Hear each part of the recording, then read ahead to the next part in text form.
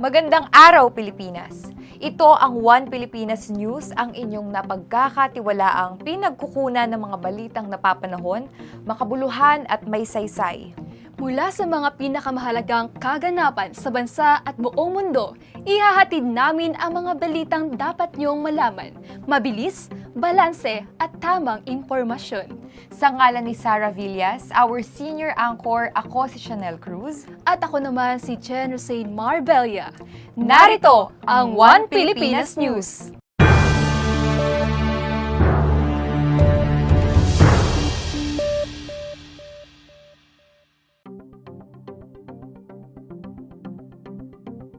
Tumaas ang tiwala at satisfaction rating sa Marcos administration ayon sa Tangere Survey.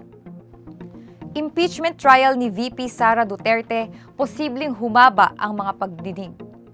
Mas murang digital transfers, mga bangko at e-wallet nagbawas o nag-alis ng InstaPay at PesoNet fees. Rally kontra korupsyon, nagdulot ng pagbabago sa trapiko malapit sa Malacanang. PRA-RTVM nagpalakas ng ugnayan para ipakita ang epekto ng mga proyekto sa publiko. Senador Jinggoy Estrada binawi ang hiling na dumalo sa impeachment trial ni VP Sara Duterte. Pilipinas, host ng FIBA Women Asia Cup 2027. Para sa One Pilipinas Sports, Alex Ayala umaasang maging inspirasyon matapos ang Wimbledon breakthrough. Para sa One Showbiz, 299 pesos ticket prize cup. Itinakda para sa MMFF 2026. Para naman sa ating weather forecast, Bagyong Inday nagtaas ng wind signal sa ilang bahagi ng Hilagang Luzon. Bahagyang tumaas ang trust at satisfaction rating ng publiko sa administrasyon ni Pangulong Ferdinand R. Marcos Jr. batay sa pinakahuling nationwide survey ng Tangere na isinagawa noong Hunyo 23 hanggang 27, 2026. Ayon sa survey, umakyat ng 32% mula sa dating 29% ang trust rating ng administrasyon, habang tumaas naman sa 35% mula sa 32% ang satisfaction rating. Gayunman, sinabi ni Tangere na mas marami pa rin ang mga respondenteng nagpahayag ng kawalan ng tiwala at hindi pagkakontento sa pamahalaan. Sa hanay ng gabinete, nanguna si Education Secretary Juan Edgardo Angara bilang pinakapinagkakatiwalaang opisyal, habang si Social Welfare Secretary Rex Gatchalian naman ang nakakuha ng pinakamataas na satisfaction rating.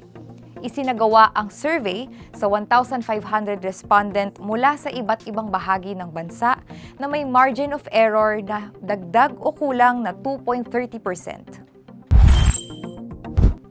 Posibleng humaba ang mga araw ng pagdinig ng impeachment trial ni Vice President Sara Duterte upang matiyak na maipapakita ng buo ang mga ebidensya at hindi magkakaroon ng hindi kinakailangang pagkaantala. Ayon kay Senate Impeachment Court spokesperson Attorney Reggie Tongol, inaasahang mas hahaba ang mga sesyon habang nagpapatuloy ang direct, cross, redirect at recross examination sa mga testigo mula sa panig ng prosekusyon at depensa. Sinabi ni Tongol na maaaring umabot hanggang alas 7 o alas 8 ng gabi ang ilang pagdinig, depende sa haba ng pagtatanong at paglalahad ng ebidensya.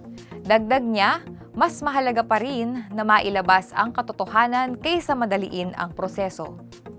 Magpapatuloy ang paglilitis sa Hulyo 13 kung saan inaasahang haharap bilang testigo si NBI Regional Director Jeremy Lotoc.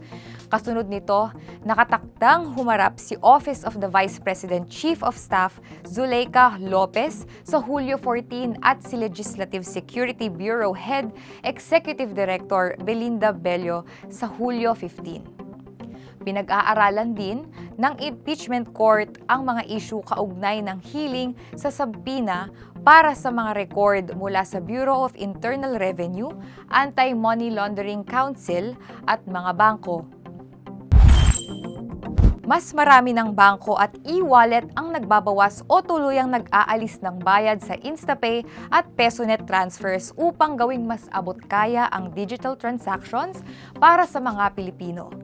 Kasunod ito ng hakbang ng Bangko Sentral ng Pilipinas na hikayatin ang mas malawak na paggamit ng electronic payment at tiyaking makatwiran ang singil sa digital fund transfers. Kabilang sa mga nagpapatupad ng libre o mas murang transfer fees ang BPI, RCBC, Maya, GCash, Landbank, Union Bank, PNB at BDO, bagamat magkakaiba ang kanilang mga kondisyon.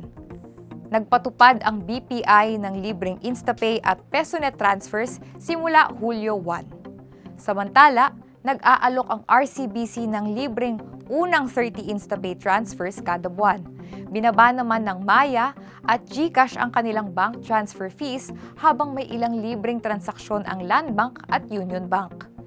Simula Hulyo 10, nagpatupad din ang PNB ng libreng InstaPay at PesoNet transfers habang inanunsyo rin ng BDO ang libreng serbisyo para sa naturang transfers. Ayon sa BSP, layunin ng mga hakbang na ito na maipadali at mapababa ang gastos ng mga Pilipino sa paggamit ng digital banking services.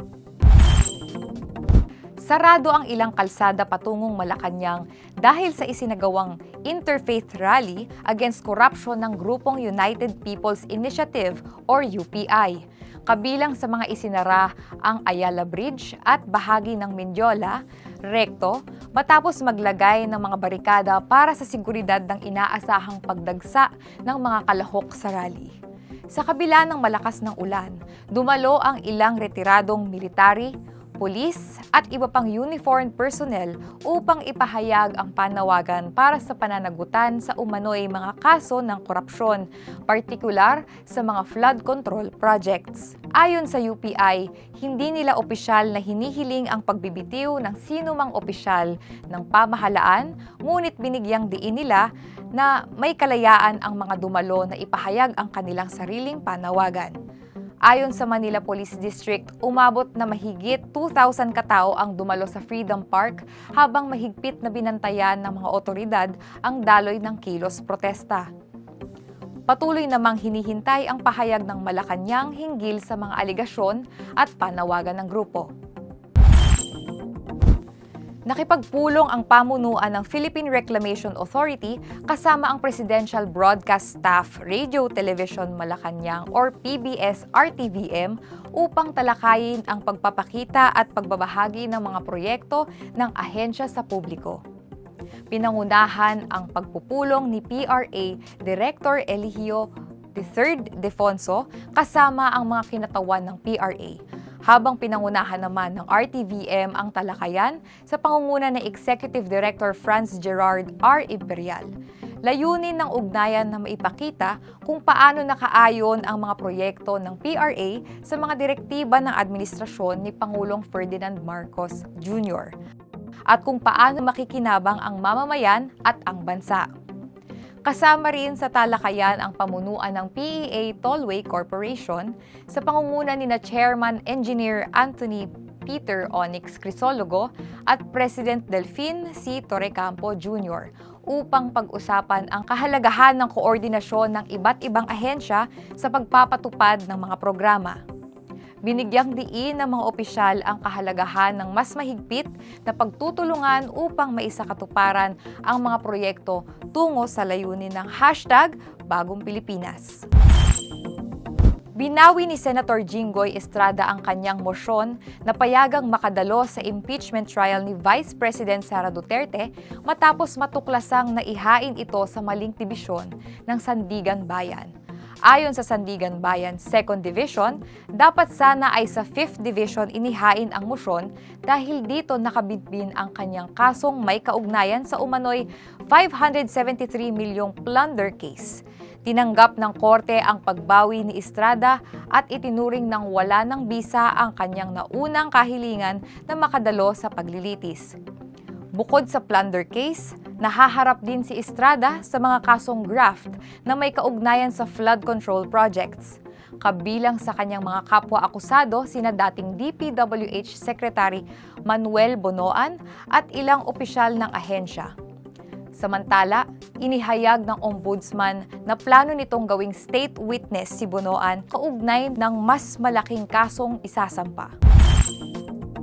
Napili ang Pilipinas bilang host country ng FIBA Women's Asia Cup 2027. Ayon sa anunsyo ng FIBA Regional Office Asia, ito ang unang pagkakataon matapos ang mahigit isang dekada na muling mag-host ang Pilipinas ng continental level basketball event.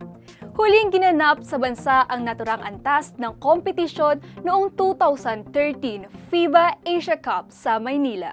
Ayon sa FIBA, malaking hakbang ito para sa patuloy na paglago ng women's basketball sa Asia at makakatulong sa pagsulong ng programa para sa mga babaeng atleta sa Pilipinas.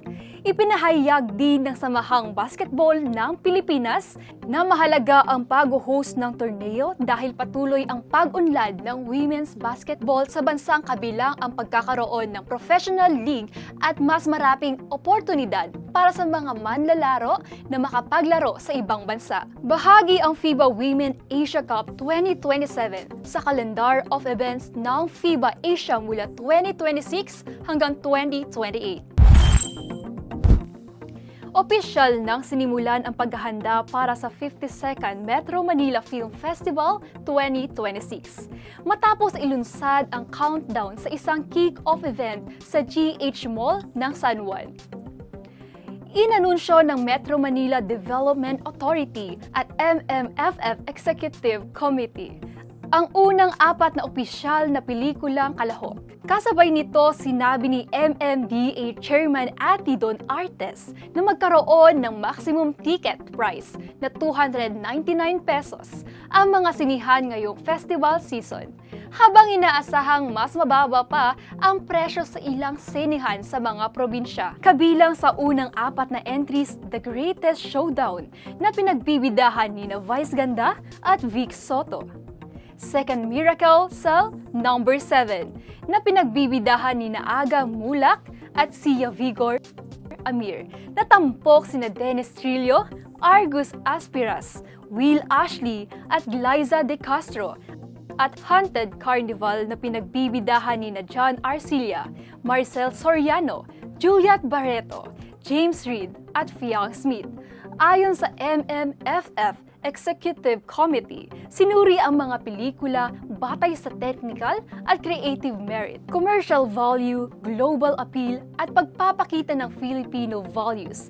Pipiliin pa ang natitirang 4 na pelikula upang makumpleto ang 8 opisyal na entries ng MMFF 2026 na nagsisimula sa buong bansa sa Disyembre 25, 2026. Umaasa ang Filipina tennis star na si Alexandra Alex Ayala na magsilbing inspirasyon ang kanyang tagumpay sa Wimbledon para hikayatin ang mga kabataan na sundan ang sarili nilang pangarap at landas sa sports. Ayon sa Reuters, gumawa ng kasaysayan si Ayala matapos talunin ang defending champion na si Iga Swiatek ng Poland at makapasok sa round of 16 ng isang Grand Slam tournament sa unang pagkakataon.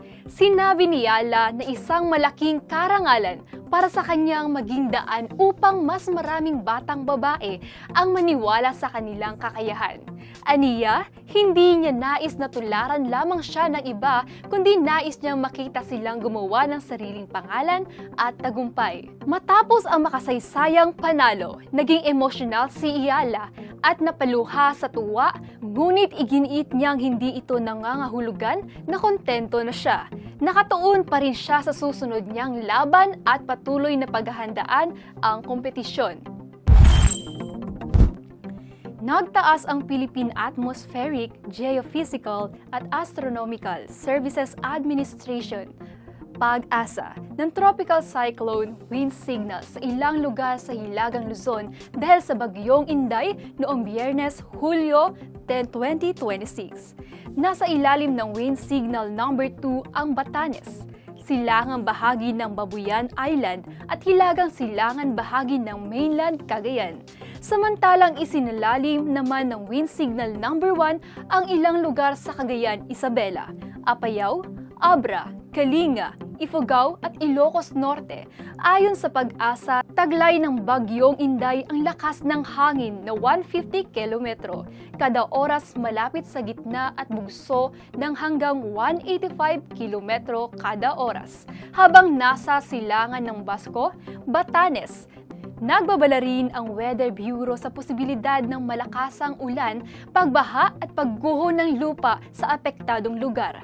Patuloy namang pinalakas ng bagyo ang southwest monsoon o habagat na nagdadala ng pag-ulan sa malaking bahagi ng Luzon, Visayas at Mindanao. Inaasahang lalabas ang Philippine Area of Responsibility ang Bagyong Inday pagsapit ng Sabado, Hulyo 11. Ngunit mananatili ang epekto nito sa habagat lalo na sa kanlurang bahagi ng Luzon at Visayas. At yan ang mga pangunahing balita sa oras na ito.